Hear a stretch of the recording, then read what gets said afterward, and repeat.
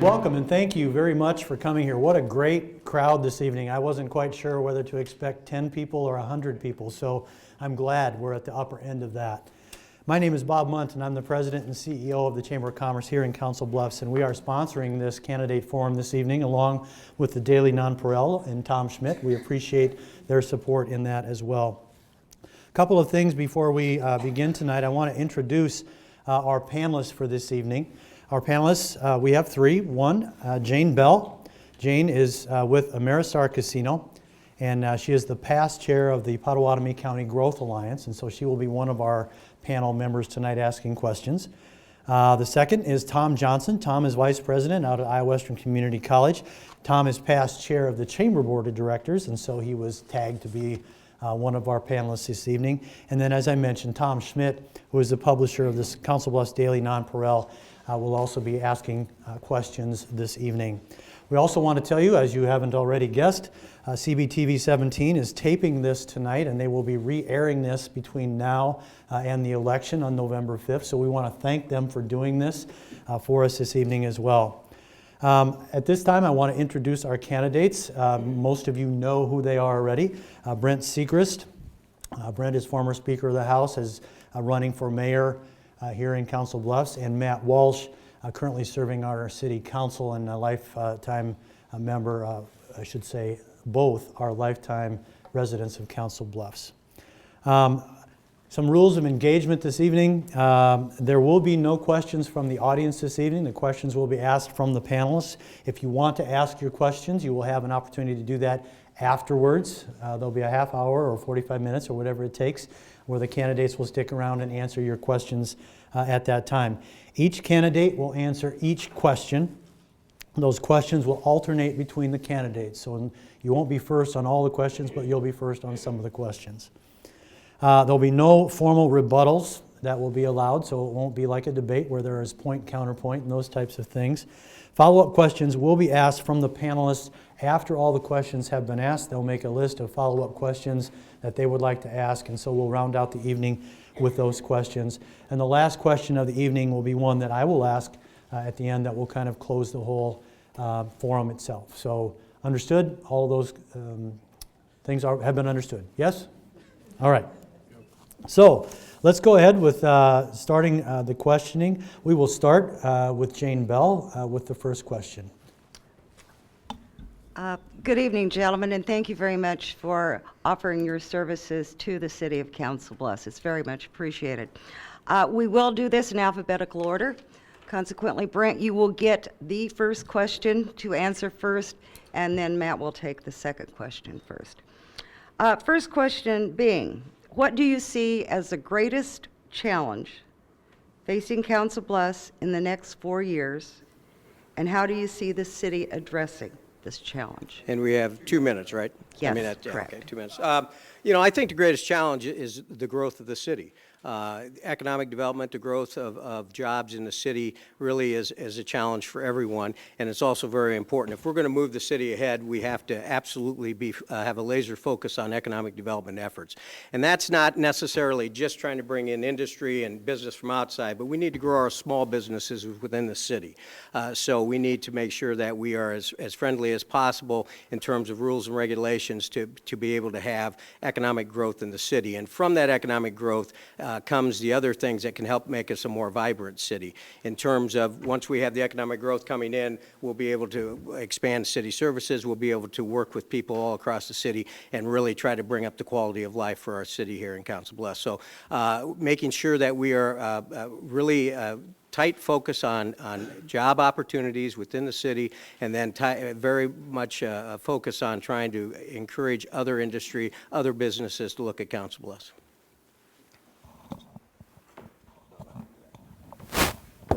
There are lots of challenges ahead in Council Bluffs, and all those challenges are come with a price tag. And so I think the most important thing, our most important opportunity is also our biggest challenge, and that is economic development.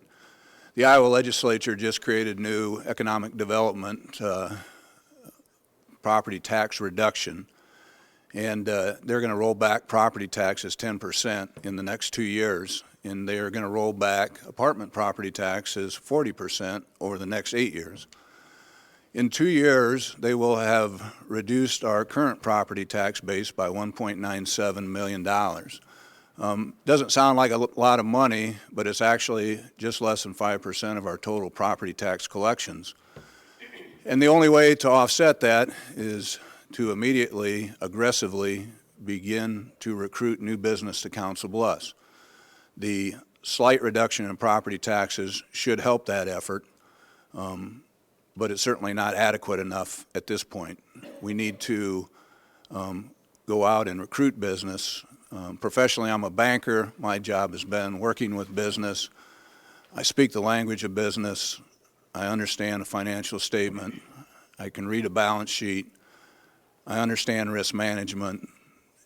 And I think I'm the best person to work hand in hand with the Chamber of Commerce and other economic development professionals to immediately begin to recruit business. Because if in 2 years we have not replaced $1.97 million, our only alternative will be to either cut jobs or to raise the levy on residential property owners. And so that's not the route we want to go. We're going to hit the street running January 1st. If I could ask a favor of you gentlemen, those lavalier mics that are in front of you, if you could hook up to those so that the people in the back can hear you.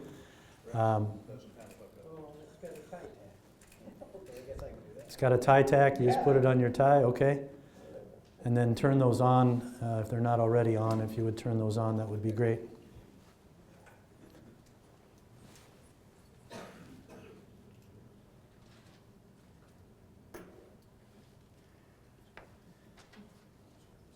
If y'all could say hello to the audience to make sure that they're working. Hello? Here's the problem. When I left the house tonight, I couldn't find my reading glasses, so.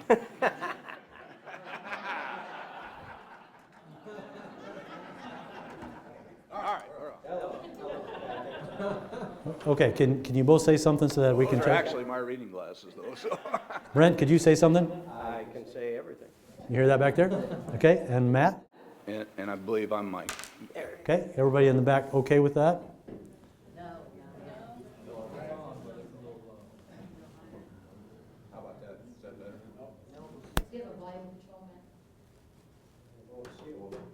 We're asking both these guys to figure out technology. That's dangerous.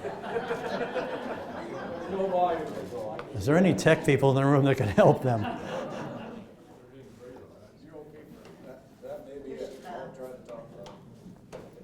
If you guys could speak a little louder, that'd be great, and pick that up. So we'll move. We'll move to the next question. Tom Johnson. Well, I think we've just seen what the greatest challenge is facing these two candidates. So I think we'll shift gears a little bit. And as a follow-up, and I know you've kind of addressed it a little bit, but as a follow-up to Jane's original question, let's switch gears and have you address as to what you see the greatest opportunity that the city has before it over the next 4 years, and how will you provide leadership in leading the city to address and to take advantage of that opportunity? I kind of felt like I arrived this week. I had at least 40 people in the newspaper say that I'm an idiot, and got an email at home telling me I'm an idiot, and got a letter at home telling me I'm an idiot. And the reason that is because of my comments on West Broadway. I really think it's an important opportunity for the City of Council Bluffs to address the aesthetic look of West Broadway. It's people's first impression of our town when they come to town, and it's not a very attractive impression. As the town grew, we pushed back the street. The streets are now adjacent to the buildings in the wintertime or after a rainstorm, mud splashes on all the buildings.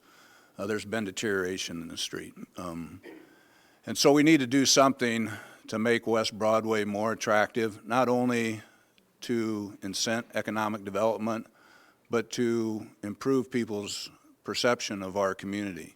And I fully intend to do that and keep moving forward on that front. The fact that people think that I'm not very smart is not going to deter me. I will tell those people, though, that I'm also not ashamed to say when I'm wrong. I had been told by a traffic engineer that there were 20,000 cars per day on Broadway, and that was the threshold of being able to go from 5 lanes to 3 lanes. Barry Cleveland, who's on the Department of Transportation, asked me very gently where I got my information. There is 38,000 cars per day, so almost twice the number that the traffic engineer told me. But again, that's not going to deter me. It's maybe not going to allow us to go down to 3 lanes, but we are going to make a concerted effort to improve West Broadway. And it's a great opportunity at this particular time because the Department of Transportation actually maintains West Broadway. It's State Highway 6. They no longer want to do that. They want to negotiate some type of settlement wherein we would take over the maintenance of West Broadway, and they're willing to pay us the cost of rebuilding that street, and it has not been rebuilt for 50 years.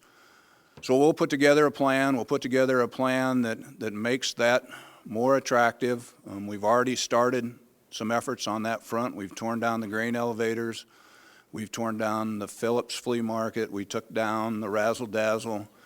We have some lot depth now on the south side that we've never had before.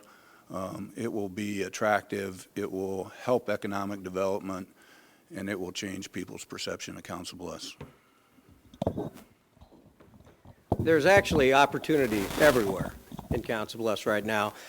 For example, you look at the 100 block, you look at downtown. I think there's a synergy that's starting to take place in Council Bluffs, and we need to be focused on how we can improve that and spread that across the city.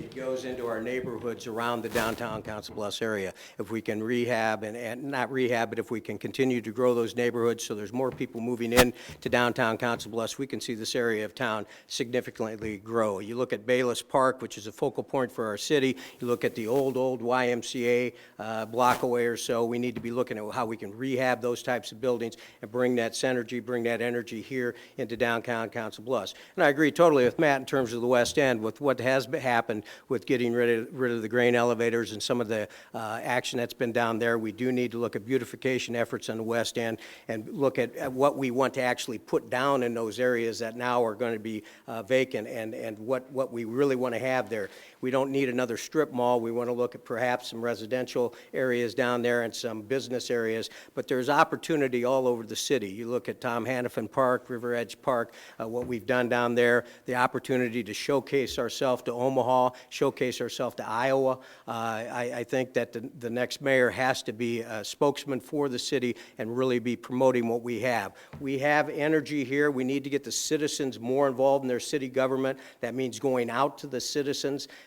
City government's very open right now. I'm not saying it isn't, but we need to involve the citizens and really start to build that from the ground up, the energy that we need to really move this city ahead. So the opportunities are unlimited, but looking at downtown, West Broadway, and different areas of town, I really think we have an opportunity to move the city ahead in a very forceful way.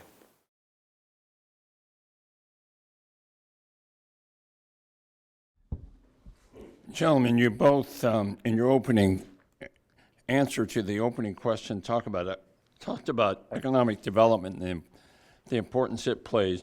I'd like to drill down a little bit. I'd like to know what your concept of economic development is and what you believe the city can and should do to implement your concept of economic development.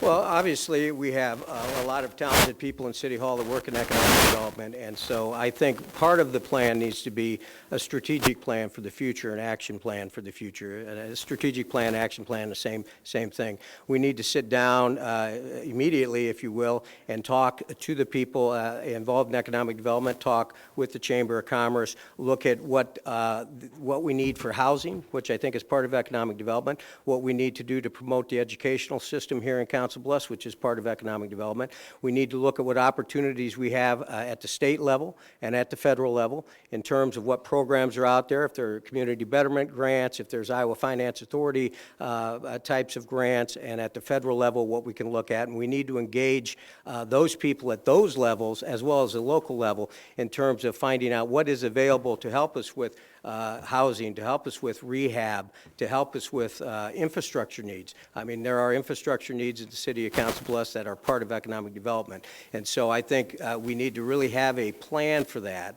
And I think we do that by bringing the local people together, private industry and private business and the chamber, as well as the city. And I would add into that also the county. I think the county needs to be apprised of what we're trying to do in this city. I think the county and city need to work better together, because economic development really comes about when you have as much impetus behind it as you can. I think the county could help us with that. So I think it's a matter of taking some time and really implementing and developing a long-term plan, strategic plan for action.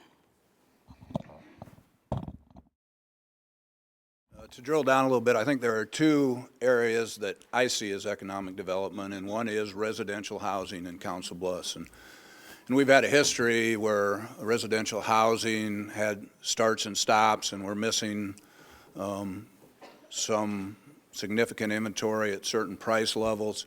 I think we need to address that. And the reason we need to address it is that we have substantial numbers of people that earn their living in Council Bluffs who do not live in Council Bluffs. I've heard the statement that 70% of Council Bluffs school teachers do not live in Council Bluffs.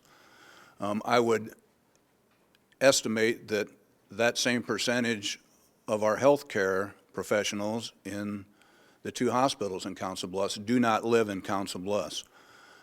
To my knowledge, no Google employee lives in Council Bluffs, and very few casino employees live in Council Bluffs. And there are two reasons I believe that's the case. One, I talked about earlier, is the fact that in certain price ranges we lack housing inventory, and I think we need to address that. And then we have what I believe is a misperception of the quality of our education. We have people that choose to go to Omaha because they think the quality of education is better. We're going to aggressively strategize to fill in those housing gaps in those price ranges where we don't have housing, try to incentivize some development in that area. And I'm going to work closely with the Council Bluffs school superintendent to change that misperception about our education system in Council Bluffs. As far as business economic development, the low-hanging fruit, the easy development, is existing businesses in Council Bluffs, and we need to retain those businesses and help them grow. And we can do that with economic development tools that the state of Iowa provides. A problem we have is our workforce, and it's kind of a good problem. Iowa, I believe now, maybe has the most jobs they've ever had in the history of the state. Pottawatomie County's got 3.8% unemployment. That's below full employment, and so we need to develop a workforce. A lot of those people are underemployed. We need to get them to full employment. In order to do that, we need to have property, speculative property, shovel-ready property for builders, and we need to work with the workforce, and we need business retention. I know it.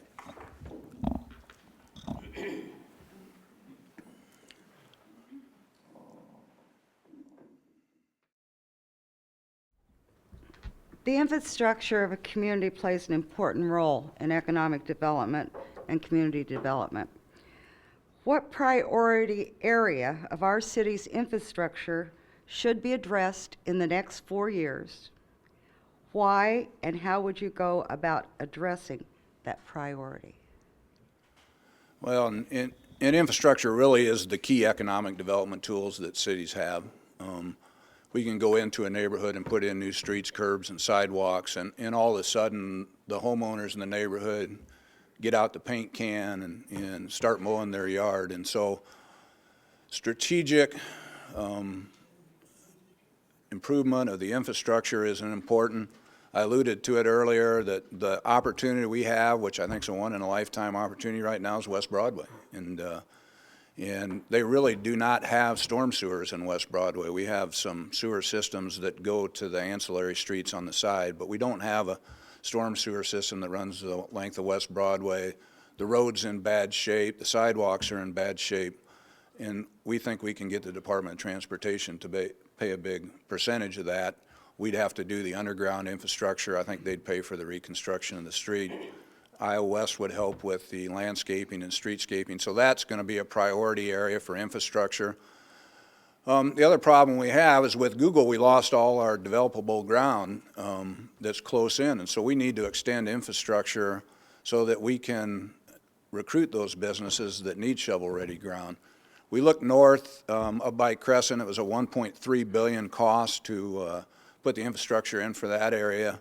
Not economically feasible. As Google started to grow, we've got an opportunity to go south and to continue to build on to that infrastructure that's been installed. We're looking at a rail port authority down there that would bring in 5 different railroads, help get competitive bids for people that would locate down there so they can get the lowest cost transportation. We really are a transportation hub. It's a great advantage we have. Logistically, we're in the center of Kansas City, St. Louis, Minneapolis, Denver, and Chicago, and so we're just ripe for opportunity there. You know, probably the biggest infrastructure need facing the city right now is getting the levees certified.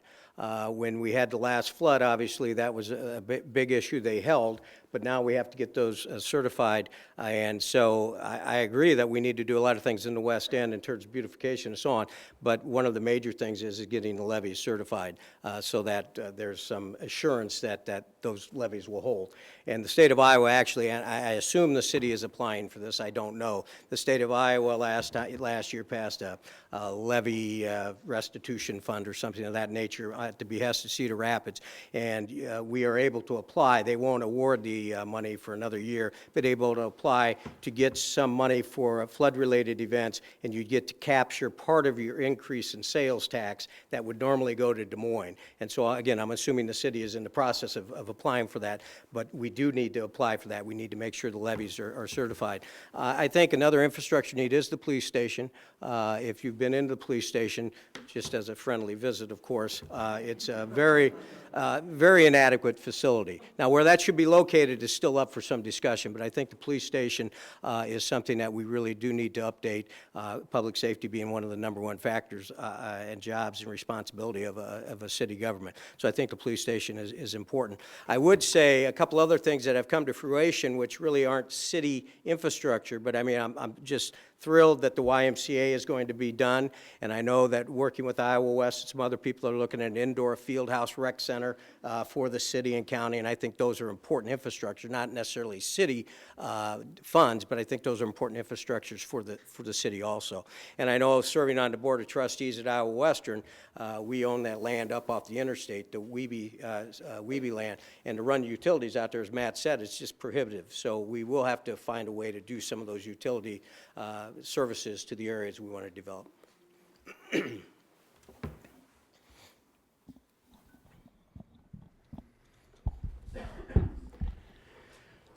Local property tax plays an important role in assisting small businesses, helps us retain existing businesses, and also helps us to attract new and expanding businesses. And so I have a two-part question for you, and the first part is, how can we use our existing tax policy and take advantage of that policy to attract new business? And secondly, would there be any changes or modifications to our current local tax policy that you would suggest as the new mayor that would also help us to go out and attract new business and retain existing business? Well, obviously, as has been alluded to before, the setback of commercial property tax by the legislature last year will help us compete with Omaha in this particular area, and that will help small businesses as well as large business. But that's only one component of it. I mean, obviously, we have relatively low utility rates compared to Nebraska, and so there are a lot of things that go into this. But the property tax and property taxes for the city are one of the major funding sources. And so what we need to do is to look within the city government And when I talk about change in city government, what I mean is to try to look at ways that we can be more efficient, ways that we can hopefully find savings within city government now, either to reinvest into the services we're providing, or at the same time maybe to manage and keep the property taxes as low as possible. So commercial property tax is one part of that. Residential property taxes is the other part. The city in the past years has lowered the levy, lowered the mill levy, but because of valuations and so on, people's property taxes have actually gone up because their properties have been valued at a higher level. So we need to be very cognizant and very tough on trying to maintain city services while keeping that property tax burden, particularly for the residential taxpayers, down as low as possible, and then use the advantage, the small advantage we'll get from the commercial property tax being reduced to our best of our ability to try to entice more industry, more business, and expanding business here in town.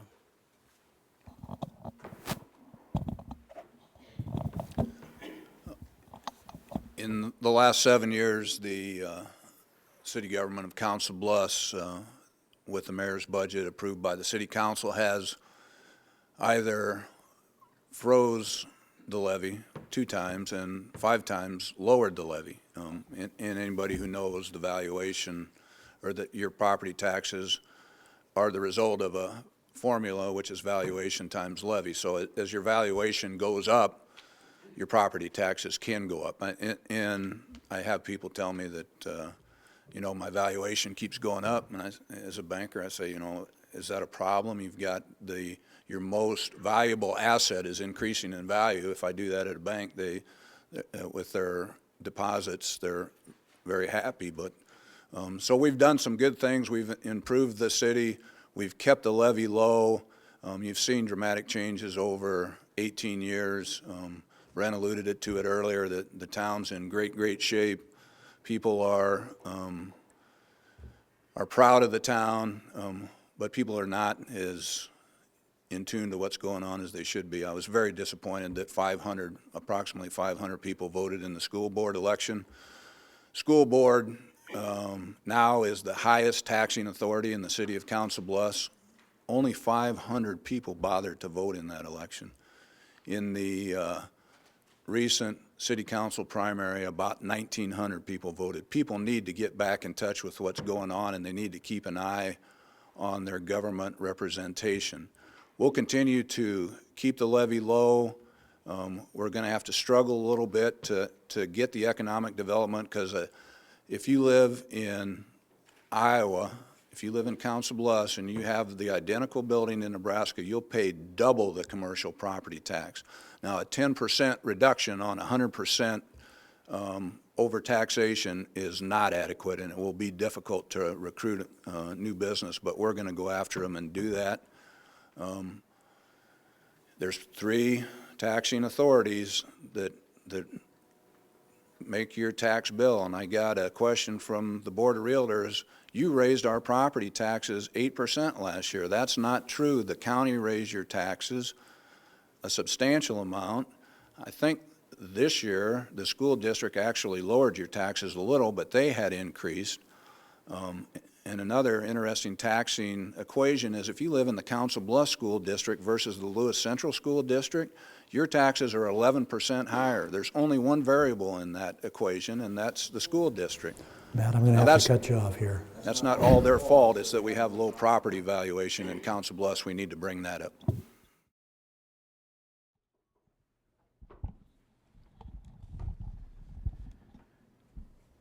Local regulations, ordinances, permitting procedures, and zoning laws are sometimes a deterrent to business development and community growth.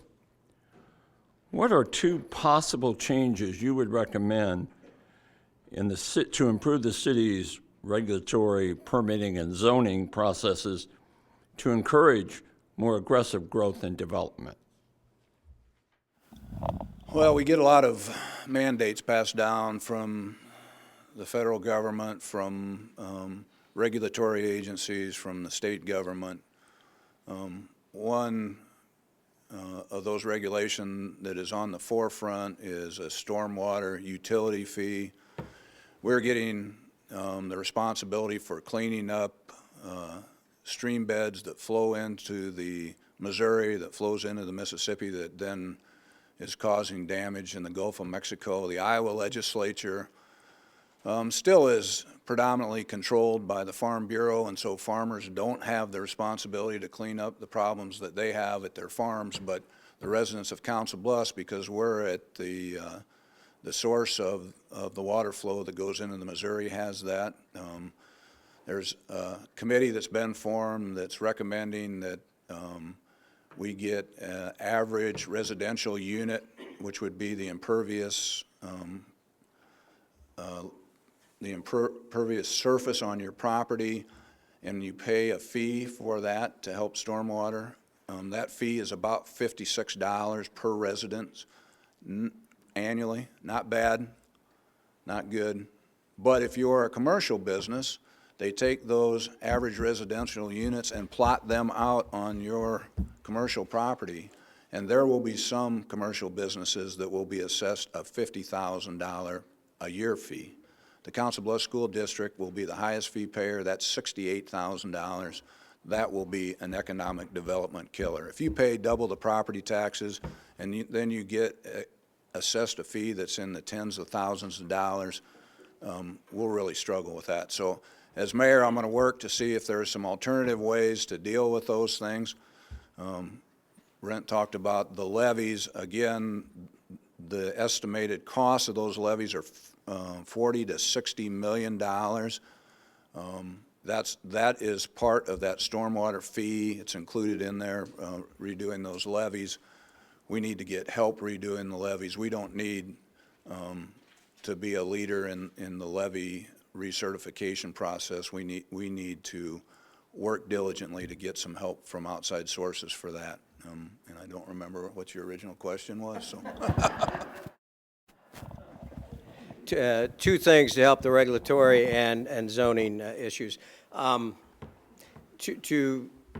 Not as specific as you probably want, but when I talk about having some change, there's a letter to the editor today, I get criticized too, saying we don't need abrupt change, and that's certainly not what I've been saying. What I've been saying is we need to come in, and after you've had the same administration for a quarter of a century, and they've done a nice job, I have no problem with that, I think you need to look at the way we're doing things. So one of the first things I would do is in each department is to talk to the department heads, talk to the department, and basically say four things. Number one, what are we doing well? What does this department, if it's public health, if it's economic development, whatever it may be, what do we do well? And number two, what don't we do well, and how are we going to fix that? How are we going to get better at that? And then the third thing to do, and I don't think we do enough this as city government, is where do we want to be as a department and these issues we have in 3 years, and how are we going to get there? And then the fourth thing I would say is what do we do now that we don't need to do? Because sometimes you just get caught up in doing things and you lose focus on your main mission. And through that process, I think we can streamline some of the procedures that different departments have. If you talk to people and we built a deck this summer and went through a building permit process, and the employees were wonderful. The city employees were great. But some of those things you had to do, you just looked at them and said, really? And I think we can streamline some of that. So in those areas where there's a lot of regulations at the city level, I think we need to have each department look at what we can do to make that more consumer-friendly, more citizen-friendly, and without having any detrimental effect to public safety or health or anything like that. Well, what can we do to make it a little bit easier? And so I think that's a process you need to go through in terms of each department to do some of those things that could help with the regulatory. As it relates to the bigger issues, if it's the levies or whatever it may be, the second thing we can do with regulations is, I give due applause to Matt for his service on the city council. I think that my 18 years in state government will be beneficial. I'm on first name basis with all the members of the congressional delegation. I know the people at the state level, and so you lobby those people for help on regulations. You're not always successful. At least you have a way to tell them what their actions really are doing to the city, and I would be very vocal about that.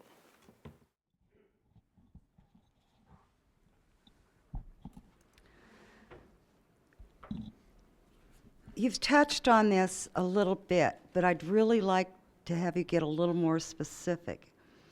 And that's regards the property tax system change by state government this last session. I want to know how, because there's going to be a decrease in revenues to the city. How do you manage the city budget with these decreases?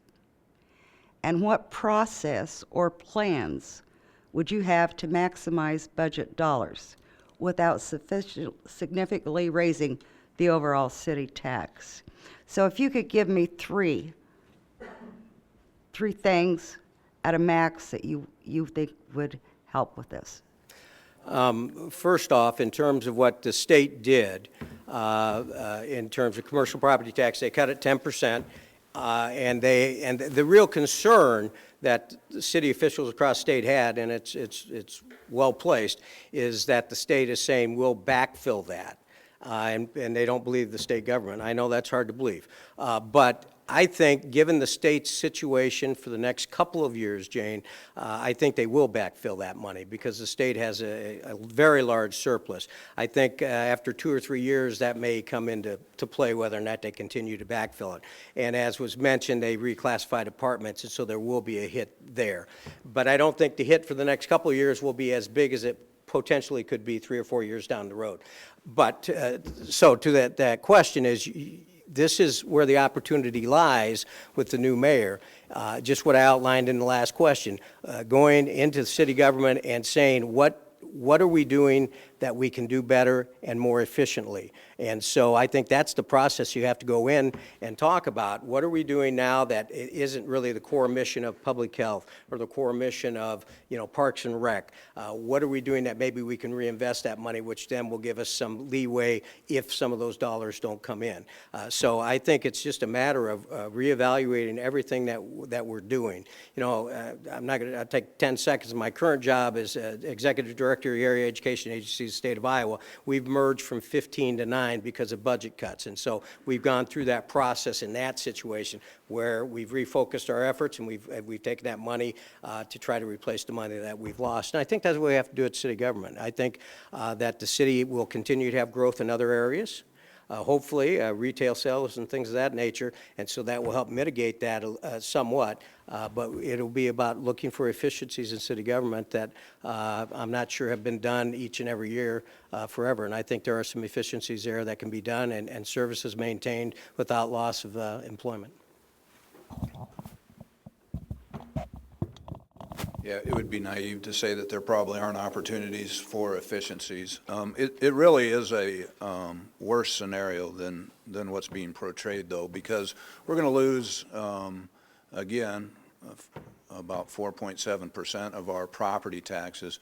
If you're familiar with Iowa property tax law, if you do new construction for the first 18 months, that new construction isn't on the books. And so the state's going to reimburse the money for 2 years.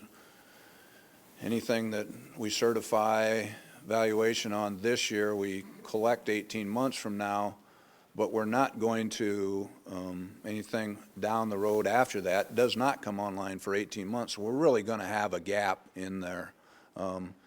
We need to get new home construction going again, and we think we've seen some revitalization on that front, ironically, because I think you can still get a deeply discounted home that's already constructed, but new construction and new subdivisions has gone very well.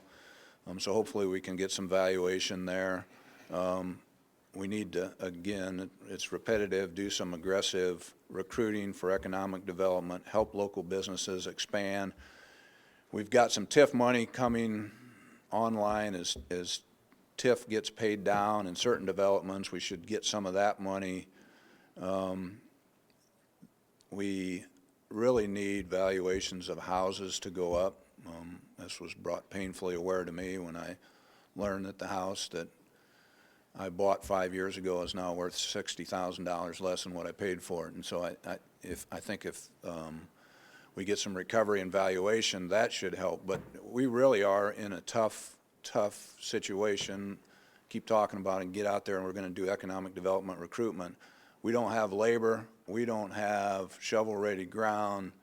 We're really starting from square one, and that needs to be on the forefront.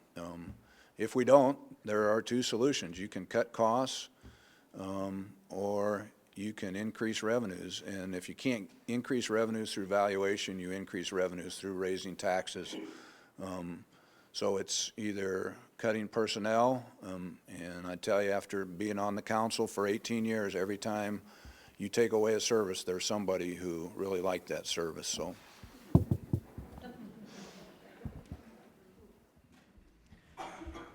Speaking of personnel, we know that we've had a couple of retirements within the department heads at the city. We know that we've got probably 3 or 4 additional retirements that might come along in the next year or two. We've heard you respond about the fact that you would look to see if you could find savings and so forth through efficiencies in reviewing your departments. Explain to us what your process will be in hiring and identifying new department heads over the next probably 1 to 2 years.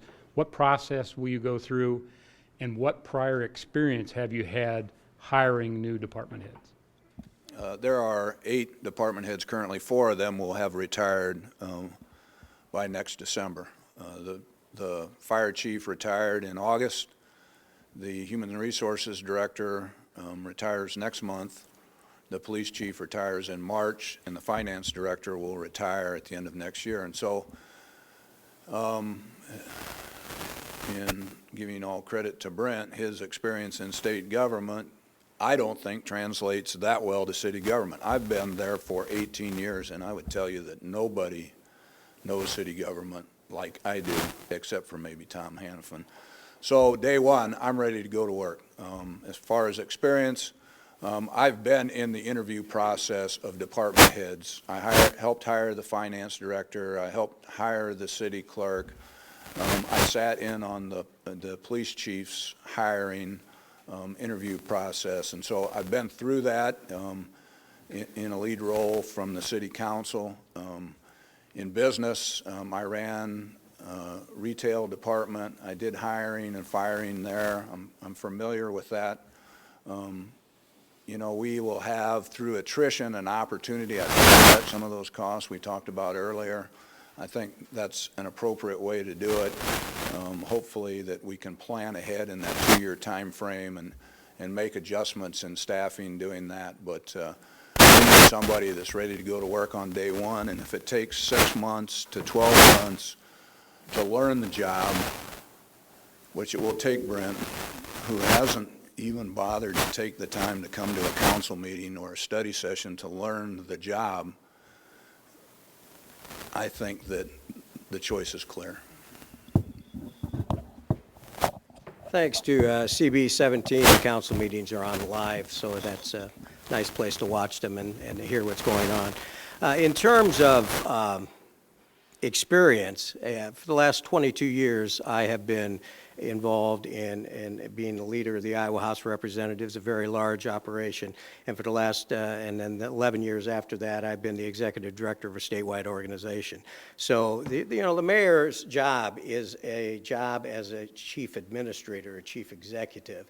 I have more than an adequate amount of experience doing that. I have run different agencies, if you will, and different departments in the legislature. Every one of the departments you have at city government, there's something similar at the state level, and so we've gone through those budgeting processes, and we've gone through all of those different things. So I do think that I'm certainly prepared for that. I have not just helped hire people, I've hired people, done national searches in both of those areas where I've been at the head of the organization. And so I've gone through those processes of advertising, placing advertising in a national, national places, brought them in with a group of people, and then made the final decisions on who to hire, and also, unfortunately, a few times who to fire. So in terms of actually having the experience for the question of how do you hire department heads, been there, done that, and I think I have a great deal of experience in that. As to the question of how, I think obviously you bring a group of people together, and I think a pertinent question the good news, I guess, is that Council Bluffs will be able to attract very talented candidates for all of those positions, because there's a lot going on here, and we've got a lot ahead of us and a very, very bright future. So I think in terms of, maybe 20 years ago or so, you wouldn't have been able to attract maybe as good a quality candidate as you want to. I think we'll attract great candidates. I think there are probably some candidates internally when you look at fire and police departments, but I think you also have to look at outside and see who's actually out there that would come into our city. So I feel very comfortable. Don't worry about it. You don't run the State House and a statewide organization without having at least a little bit of knowledge about how to run an organization quickly. Gentlemen, we have a nice crowd here tonight, but if you weigh it against the population of the city, it's a small number. How important is citizen involvement in the development of the city? And how would you encourage the citizens of this city to become more involved? Well, I couldn't agree more. I think, as I've said earlier a little bit, that city government's open, and anybody can get involved in city government. The fact of the matter is not enough people do that. And so one of the things that I would want to do is to take the city government out into the neighborhoods and into the city. For example, the budget process. I don't see any reason why when you're developing the budget for the mayor that you have a meeting here or in the West End or at Hy-Vee Community Hall, whatever, and you say to the citizens, because I think they'll show up on this night, we're going to have 2 department heads. They're going to come in and we'll invite the city council and the mayor will be there, and we're going to have them present their requests to the city officials on what they would like to have for the upcoming year, so that you all know what's in, what they're requesting. This is our 9th, 10th forum, I don't know. That's the first question. Well, that wasn't even a question about the budget. We haven't had a question about the budget yet. Budget's about $108 million, and nobody, pays much attention to it. So I think it's very important to get the citizens more involved. And to do that, you've got to go out and be amongst them. And I know Matt will tell you, and he deserves credit, that he's been with them for 18 years as a city council person. I get that. I appreciate that. But frankly, you're going to have to take the city out to the citizens to get them more deeply involved. And so I think you have to have those meetings. And so one of the other things I've said is that city council meetings are every other Monday night. And on those other Monday nights, my intent as mayor would be to have a town hall meeting someplace in the city on those opposite Monday nights. So every Monday night would be full for me, because you've got to go out there and you at least have to try to have people show up. And if you can get them to show up, that helps build the energy that you're going to need to move the city forward. So the answer to the question is very important to get more city involvement. And the way you're going to have to do that is to be out in the city and not have, perhaps have study sessions at 6 o'clock at night or something when more people are available to come. So we've got to really reach out to the citizens of Council Bluffs, hopefully get them better involved.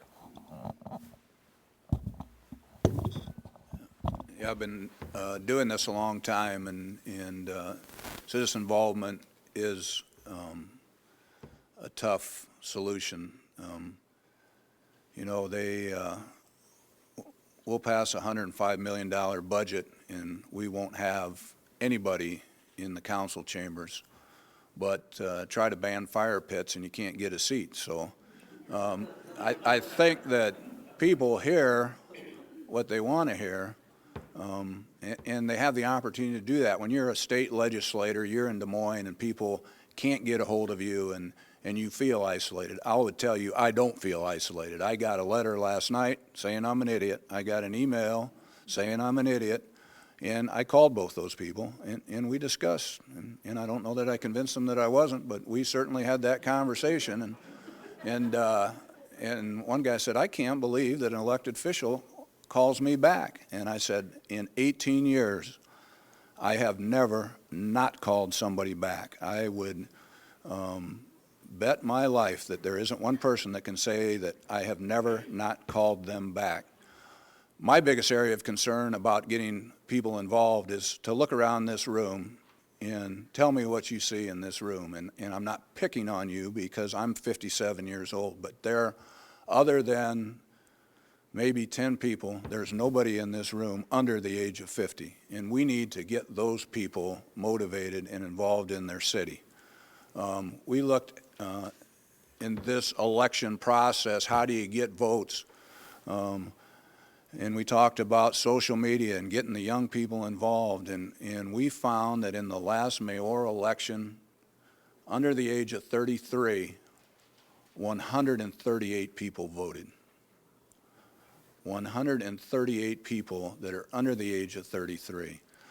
And so we need to get those people involved. I think how you do that is get them on boards and commissions. I don't think a lot of people know that all they have to do is submit their name to the mayor. They can be appointed to a board or a commission in an area that they have a particular interest. But service today, and I hear people say, well, people today are more busy than we were. That's not true. I've been busy my whole life, and they need to get involved. When I started work at the Council Bluffs Savings Bank, Ron Seelock and Tom Whitson said, here's what you're going to do in the community, and we need to get more of that. Gentlemen, I'd like to go back to question 5, and you probably don't remember what that was, but so I will tell you. It involves local tax policy that the city has some control over as far as incentivizing economic development and businesses, TIF being one of them. I would like to know what tax incentives you support and would continue to utilize as mayor. I honestly didn't understand your question when you asked it before, and as far as tax policy. You know, we progressively use TIF. I went to a city council candidates forum the other night who thought that TIF was some genie in the bottle that nobody else had seen. He said there's an opportunity out there where businesses can improve their property and not pay taxes on the improved valuation for 5 years. Well, that's TIF, and people talk about TIF all the time. People don't understand TIF. They think that I'm giving their money to a business in town. TIF is tax increment financing. It's the incremental increased value on your property. So if your property is worth $1,000, you do improvements, and I know these numbers are simplification, and you improve it, and it's now worth $2,000. We can take the additional $1,000 valuation and the taxes you pay on that and give it back to you, and you can use that for gap financing on your project to help that project be financially feasible. We've always done that. We'll continue to do that. We work with the state of Iowa on what's called an enterprise zone program. What enterprise zone does is allow state income tax credits for the developer, and it allows the developer to recoup their sales taxes on their materials and products they use in the construction process. We'll continue to do that. We're going to use every tool that the state provides us, every tool we have the opportunity to use, and I'm still telling you, it's a struggle, because all it takes is an accountant to sit down and say, I'm going to pay double the property taxes. You give me TIF, you rebate my taxes for 5 years, and then I pay double. So in 5 years, I've repaid what you gave me back, and I broke even at year 10, and then I pay double going down the road. And so we need to continue to go after the state legislature. 10% reduction is not enough, but we need to catch up before they lower it more. So it's going to be a struggle. I actually would probably mirror most of the comments Matt just made. I think you have to use those. I would point out, in terms of not having the state experience be relevant to city government, I was majority leader when we passed the enterprise zone legislation, and it was my chairman, Willard Jenkins, the chair of the Commerce Committee, who I appointed that push that legislation through. And enterprise zone legislation is very, very important across the state, not just in Council Bluffs. We also did TIF while I was serving in the legislature. But those are two very important economic development tools that we can use, and we need to continue to use those. So I would concur with Matt. I mean, there are numerous things that are out there. Some of them apply to us, some of them don't. I mean, even things such as the historic preservation tax credit, which my chair, Betty Grunberg, passed when I was majority leader also. Those things all come into play with economic development. You look at the 100 block, you look at different places around town. I mean, all those issues, all those programs that are out there, we need to use to the best of our ability. And I think we've done a pretty good job with that, but you have to be very aggressive with it. And you also have to be looking at what else is out there. You know, there has been some legislation passed at the behest of Sioux City that, again, allows them to look at some of the sales taxes that they would get from new projects and whether they can recover some of that. So we need to be very focused on looking at all of those areas and then, you know, picking and choosing as best we can. So I think all of those have to come into play. Fast forward, you've been elected mayor. John Liu is going to write an article recapping your first 4 years in office. What is the article going to say about your term? That the big shoes of Tom Hanafan were adequately filled. That the city is enjoying a renaissance in terms of a vitality across the city, in terms of a more vibrant downtown, neighborhoods around the downtown, that some of the infrastructure needs have been addressed, be it a new police station or what have you, that job growth has come, not as much as we want, but certainly that job growth has taken place, that there's a new sense of partnership between the city and county to work together. I think that we would also say that the budget has been kept in check. Efficiencies have been realized within city government, and that the city government is more customer friendly, if you will. But I think the main thing would be is that Council Bluffs has raised itself up and taken its place in terms of where we should be in terms of stature, that the city has been promoted, that the people not only just across the river, and Omaha is very important in regionalization, but across the state of Iowa, know that Council Bluffs truly is the leading edge, that they have companies here such as Google and ConAgra and Mid-American Energy, and that those entities are very, very vibrant, and that the city has been well run. I think it would be simply the fact that the city has moved forward, and it's moved forward in a relatively steady and somewhat dramatic way. I had a similar question from a trainer in the banking world, and he was walking around the room, and he stopped and he pointed at me and he said, "What will the newspaper say about your banking career 5 years from now?" And I looked him back in the eyes and I said, "Banker found not guilty." Hopefully they won't be saying that about me as mayor 4 years from now, but I think one of the great advantages I bring to the equation is Brent knows people in Des Moines, and we all know how isolated we sometimes feel from Des Moines, and maybe that's an advantage that he can make that connection for the city. I tell you, the state employees that work for the governor, that work for the state, will come here no matter who the mayor is. For more than 18 years, for 25 years, I have served on numerous boards in the metro area, and I serve on those boards with the CEOs of some of the most powerful companies in Omaha. I know the public officials on a first name basis. Mary Ann Borgeson, Chris Rogers, Ann Boyle, Gary Granat, Jim Suttle, Gene Stothard. I know those people. This is a regional area that we need to develop. We can't do it alone. The chamber recognizes that. They've tried. They are in the process of instituting a regional economic development program. The tourism component of our city will go regional. We need to take advantage of those amenities that Omaha has. They can take advantage of the amenities we have.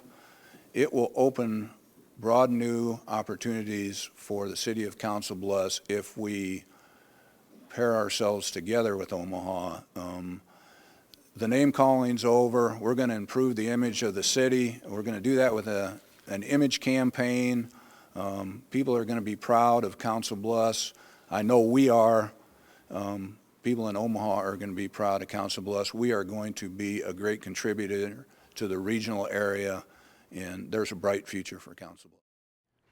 Gentlemen, on behalf of the panel, thank you for your time, your input.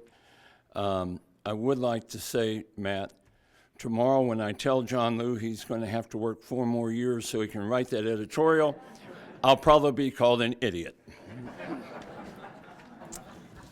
Thank you. Well, I do have the last question tonight, which is great because normally, like at home, I never have the last word, so I will have that this evening. My question is, this afternoon as I was setting up for this event, I got a parking ticket, and the vote goes to the guy who can do this for me. So there you have it. I would tell you, Bob, that it's indicative of the help we get from the state government of Iowa because they took away our machinery and equipment tax, but they allowed us to increase our parking fee from $5 to $15. I have noticed that recently. Yeah, absolutely. All right, well, my question, I really do have the last question here, and that is, I believe the question goes to Matt first, correct? Very basic. Why are you the best qualified candidate for mayor? Well, 1, I have the experience. 2, I have the aptitude. The experience is not just 18 years on the city council. I am a professional businessman who advises businesses for a living. I work for an Omaha bank. A lot of my banking experience is working with large businesses in Omaha. I said earlier, I do a balance sheet. I understand risk management. I understand financing. Those are key components of managing a city. I understand hiring and firing, and I'd much rather hire than fire, and so we'll grow the city so we can hire more employees. I am a 4th generation, 57-year resident of Council Bluffs. I have given my life to this city, and I fully expect to be in that office come January 1 because I don't have a clue what the hell I'll do if I'm not. So. I was going to say I agree with everything Matt said there, but first, thanks to the Chamber and the NONPAREIL for hosting us. This is, I've said this many times. I mean, there are 2 good candidates, and so you have decisions to make, and they're not the easiest decisions to make. But, sometimes I feel like some people think that I just rode downtown on my bicycle and said, hey, I'm going to run for mayor. I mean, that's not the process that took place. I mean, I've thought about it for a few years. I've had a lifetime of public service. And for the last, 22 years, again, I've been at the head of organizations similar to cities. So I have what can only be called experienced leadership. I mean, I've been the leader. I've been the leader of the Iowa House of Representatives. When I left there, I was hired to run a statewide organization. I'm an experienced leader. I know what it means to do all those things that have been mentioned, hire, fire, and make efficiencies and really work with people. I've been battle tested. This isn't a partisan race, and I'm grateful for that. But I mean, I have stood toe-to-toe with people of different political persuasions, worked with them, and yet many of them will still be happy with me and still work with me. I know how to make things happen. I know how to get things done. I know how to bring people together. I mean, that's what my career has been. Goodness knows I understand budgets and I understand balance sheets and everything else. The budgets that I was partially responsible for, but in many ways very responsible for, is total $5 billion. I went into negotiating sessions with governors with more money sitting in my back pocket to try to close down a session than the entire city budget is. And so I understand budgets, I understand personnel, I understand vision, I understand promotion.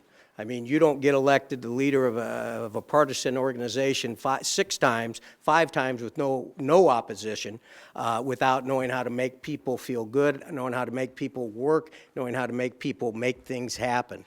My style as mayor would be to hire good people, let those people do their jobs, but always be on top of what's going on. So as the chief executive, if you need to step in, you do that. I have a deep and abiding love for the city. My wife Valerie is here, and I'm thankful she's here tonight. tonight. My children, I chose to raise them here. When I left the legislature, I could have moved. I chose to raise them in Council Bluffs. I love the city. I think this has been a great experience running. I commend Matt for his service and his running. I'm glad we've kept it on a relatively and very friendly level. And so I just think that I bring the right mix of experience to the job, and I would ask for your vote on November 5th. Very good. Well, on behalf of the Chamber of Commerce and the NONPAREIL, I want to thank all of you for participating. We have an opportunity to play a part of history here in the next couple of weeks. This is the first mayor that we'll have, a new mayor that we'll have in the last 25 years, as you've heard. It is an important time in the evolution of Council Bluffs and the Pottawatomie County area. Again, on behalf of the Chamber, I want to thank all of you for coming. I want to thank our panelists for taking the time to work with me on developing some of these questions and for asking those. Absolutely want to thank our candidates for running. We have two very qualified candidates that we can choose from, and I'm looking forward to that. Please remember to vote November 5th.